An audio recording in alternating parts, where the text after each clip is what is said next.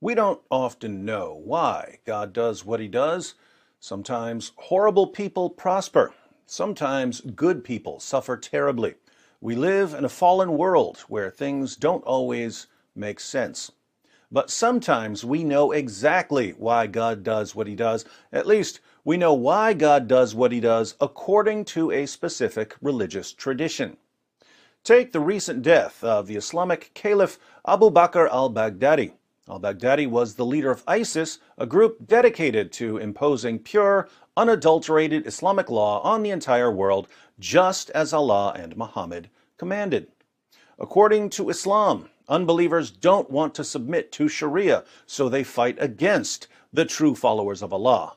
But Allah has a secret weapon that he uses in battle: the angels. We read in Surah 8, verse 9 of the Quran, "Remember when you sought help of your Lord, and he answered you, saying, I will help you with 1,000 of the angels, each behind the other, following one another in succession."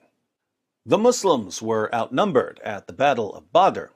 How did Allah help his followers win? He sent angels. Angels are Allah's secret weapon against the armies of the infidels.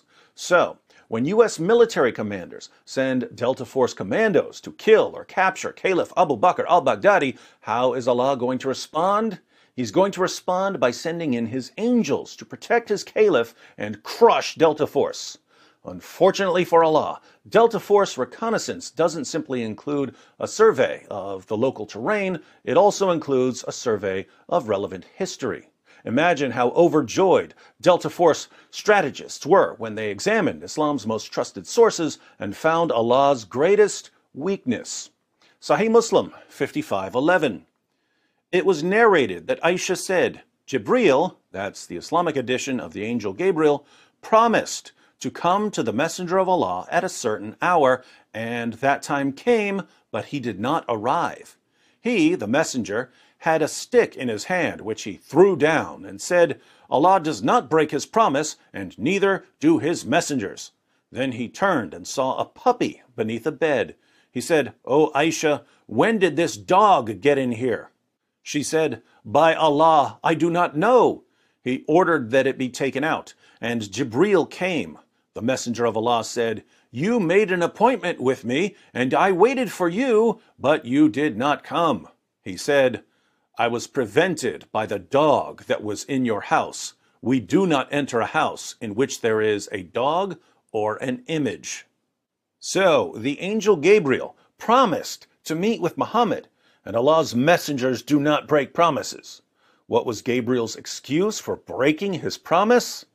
There was a puppy in the house, and this puppy prevented the angel Gabriel from keeping his promise. A dog, even a puppy, is an Islamic angel's kryptonite. After realizing that Allah's angels are completely helpless against dogs, Delta Force sent in, you guessed it, a dog to clear Caliph al-Baghdadi's tunnel of all angels. CBS News reports.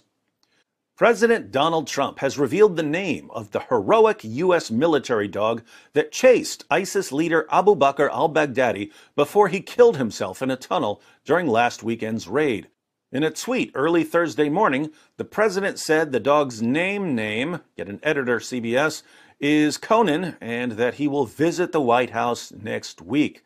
Mr. Trump previously tweeted a declassified photo of the dog and praised him as beautiful and talented during a speech Sunday announcing al-Baghdadi's demise.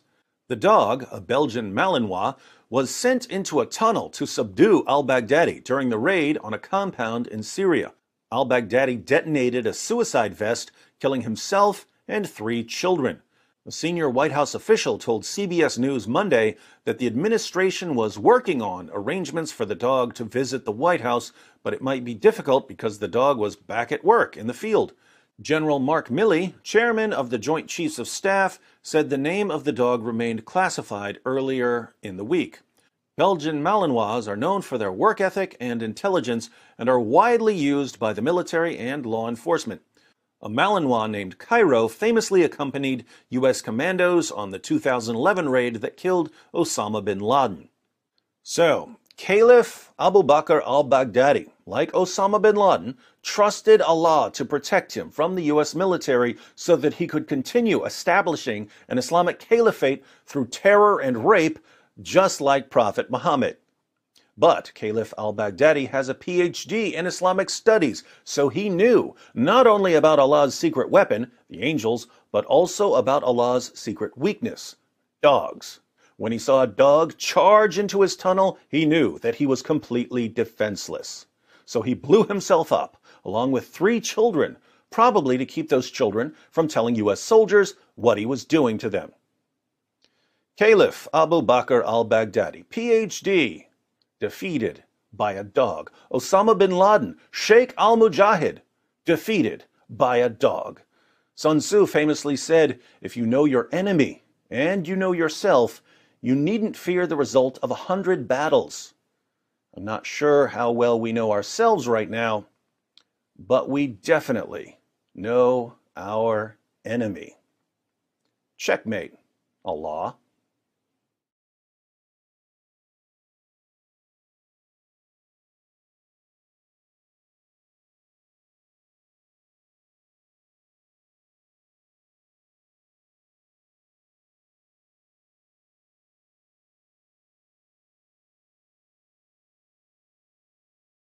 The United States brought the world's #1 terrorist leader to justice. Abu Bakr al-Baghdadi is dead. He was the founder and leader of ISIS. In extraordinary detail, US President Donald Trump describes how the fugitive Islamic State leader blew himself up as US special operators cornered him during a nighttime airborne raid in Syria's northwestern Idlib province. Since 2010, Baghdadi's led the jihadist group that at one point controlled large areas of Syria and Iraq. He had long been sought by the United States, but with a €22.5 million US bounty on his head, he'd been far less visible in recent years. Last April, he appeared in a video for the first time in 5 years, praising the Easter Day bombings that killed more than 250 people.